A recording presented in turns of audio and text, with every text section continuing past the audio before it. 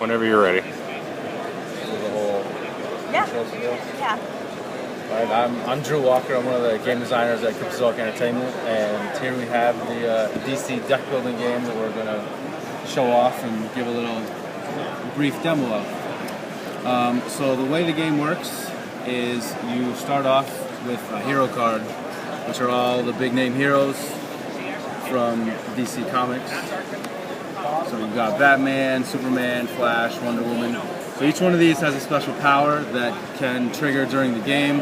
Like Superman, for example, is telling you that he really wants superpowers. So a card that might show up, for example, like Super Strength is a superpower. So he gets a bonus if he can buy this card and add it to his deck and play it, he'll get a bonus from it. So at the start of the game, you'll get two of these at random, and then you pick whichever one you want. And then that will determine sort of how the track that you want to go as you play the game. So ultimately, the way the game pans out is we have the main deck here that you'll flip 5 cards from, and the cards are all random. The different types of cards we said are superpowers, there's villains, there's heroes, there's equipment, and there are locations. So the cost to buy the card for how much power you need is down in the bottom right-hand corner. Right-hand corner. So they range from about 2 up to a high of 8. All right. So how you get power is when you buy the cards, they'll tell you like Super Strength, if you have this, gives you +5 power, which then helps you buy other cards. The deck though is going to start off with punches and vulnerabilities. So your deck starts off with basic cards in it, and then those will help you buy these other cards, which ultimately then gets you to try to defeat the supervillains. The supervillains here,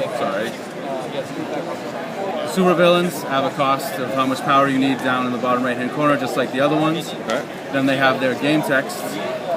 The mechanic for them, though, is whenever one's defeated, so say Ra's al Ghul gets defeated, he goes into the discard pile.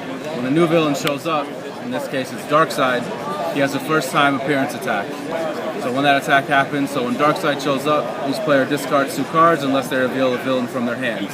So if you don't have a villain, this attack will hit you. The other option you can have is some superpowers or some equipment might have defense powers on them that you can use them to block the attack. But otherwise, the villain will hit you and bad things happen. All right. So once all the supervillains are defeated, so Darkseid gets defeated, Joker shows up, and if Joker's defeated, Lex Luthor shows up. So once Lex Luthor's defeated, the game ends. So how you determine who wins the game is the bottom left-hand corner has a star with a point value in it. Whoever has the most points at the end, once you tally up the score, is the winner of the game. Okay. So everything has a point of, from the main deck, is worth about 1 or 2. Some of the more expensive things are 3. Then the supervillains range from 4, like Ra's al Ghul's 4, up to 5 and 6. You also might get weaknesses in your deck, which don't have any power except at the end of the game. They are worth -1 victory point. Okay. So I see. Is this final art here on the game? This is an actual. Okay. So you've demo-y. Because some of this I'm recognizing from the comic books. So Yes. That's pretty cool. Okay. Well, thanks a lot. I appreciate it. Sure.